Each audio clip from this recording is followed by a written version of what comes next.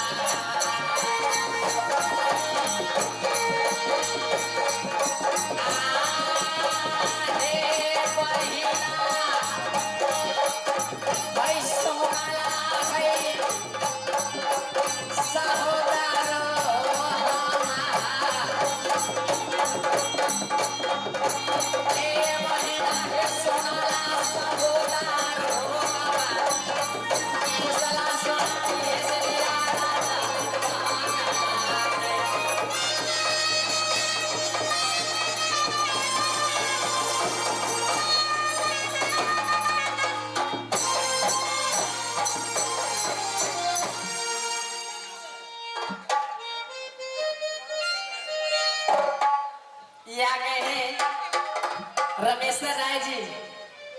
उन श्रीमान जी के ओर से ये 2 बार का पुरस्कार मिला है। 71 रुपए को मैं अपने पार्टी की ओर से हार्दिक अभिनंदन करती हूँ। और इतनी बड़ी राज में मैं क्या देख रही हूँ, अरे वाह अरे वाह, इस राज में तो ढेर सारा नौकर है, मंत्री है, लेकिन आज ये दरबार सोना कार है। आखिर इसका कारण क्या है? जरा मैं आवाज लगाकर देखती हूँ कि वो दरबारी है या नहीं है। अरे ओ मंत्री,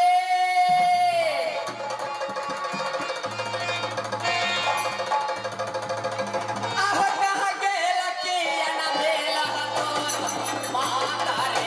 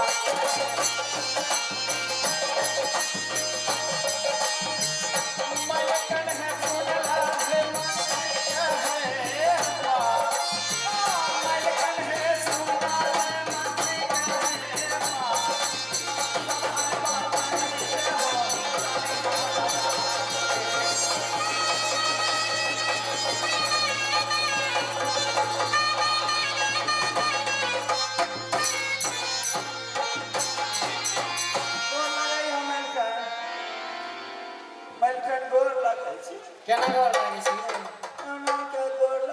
खूब खुशी रह। खूब खुशी छियै। संगे से वर्षा बरस सक पहिले देलहो। की कहली रे? वर्षा वाला सब आगे भाग गेलै। सब भाग गेलै। अरे पेड़ फुटता, वर्षा नहीं होते थे धान होते रे। धान न भात खेबो न भात तो छोड़ दई। तीन संक्रांत में जब हम चूड़ा वाला लाई खेबे, केना खेबी रे धान नहीं होती तो? दुकान में खरीद के खा लेबे। खरीद के खा। अरे धान होते तभी ना जेते दुकान में। ए आलू स्टोर में ते आलू के पहले रखल रहे। पेड़ फुटता। हां आलू स्टोर नहीं तो रखल नहीं छै, पेड़ फुट सोच के रखल रहे छियै सुखा के। मारवा लोल पर की चिंग रे हो खोल पर। पोल पर की वाला मेल करता दिल हल्ला करी रो। हल्ला नहीं करे रे रे। की बन ते नहीं जाने छै की? बाप रे, हमारा स्कूल के छुट्टी छै। हां हां आ हमें जब घर रहिए तो तोरा देखलियो राज दरबार में रहबे नहीं करी, कहाँ रही रे? हम चल गेले ओया धान पटबै खातिर। कोई रहबे नहीं करे, खेत बहुत न भिज जाय रे। ई कोई फुटता के बेटा देखो, अभी ये कल के इतने बारिश भेले जे भाग गेले, तब कहे छै गेलिए रे धान पटबै ले। वर्षा के साथ पैरा टबलिए लाइटो जे छै से गुम भ गेलै। अच्छा मोटर बंद भ गेलै। कहलिए हम अपने मोटर से चालू कर दे खेत में। अरे तो अपना मोटर से चालू कर ले। हमर मोटर टेम पर चले छै। ए मंत्री, आए हमारे इस महाराज का हाल समाचार सुनाओ। वो बढ़िया है। मेला बड़ी बड़ी ढंग से लगा है। सब आदमी आया है देखने। हो देखो झूला पर झूलबो काल झूला देबो। ए मुझे नहीं झूलना। किया अपने मैंने बहुत जगह से सुनी हूँ, की जब वो झूला टूट जाता है ना, समझ गए ना? ए कड़ी लगैले छी नहीं टूटता। कड़ी लगैले छी। मुझे नहीं झूलना है, ठीक है? लड़का झूलबो तोरो मन लगे।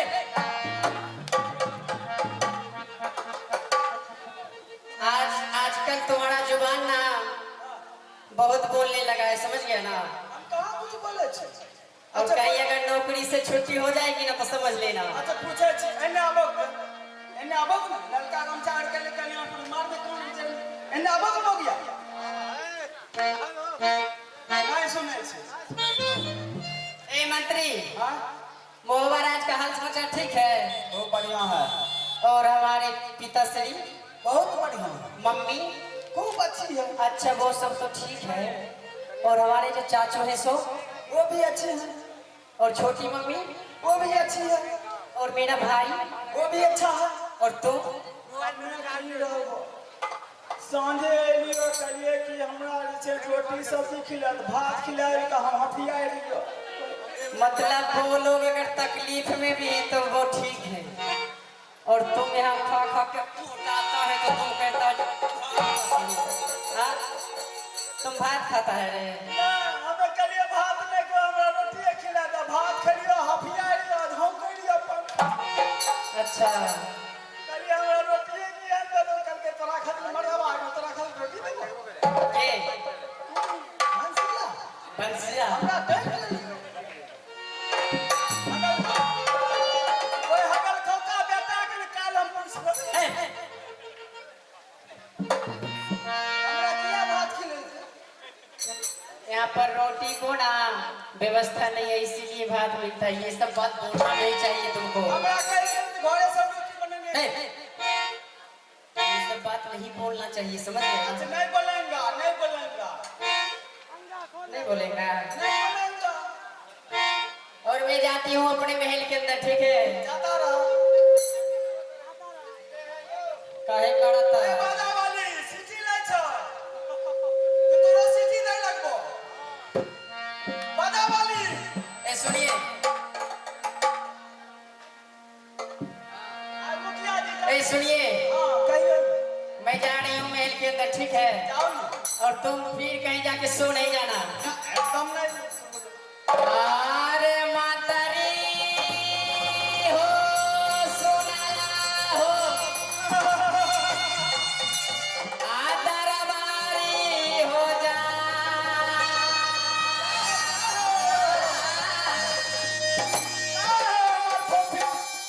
आहो सही साही विपत्ति जग बिहारी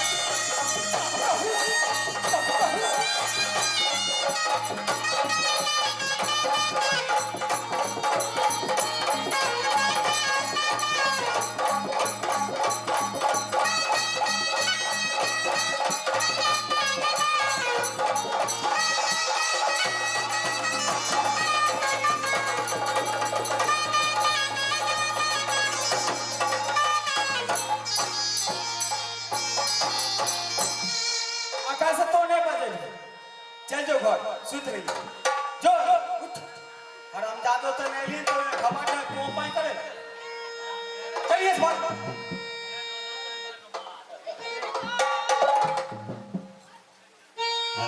हाय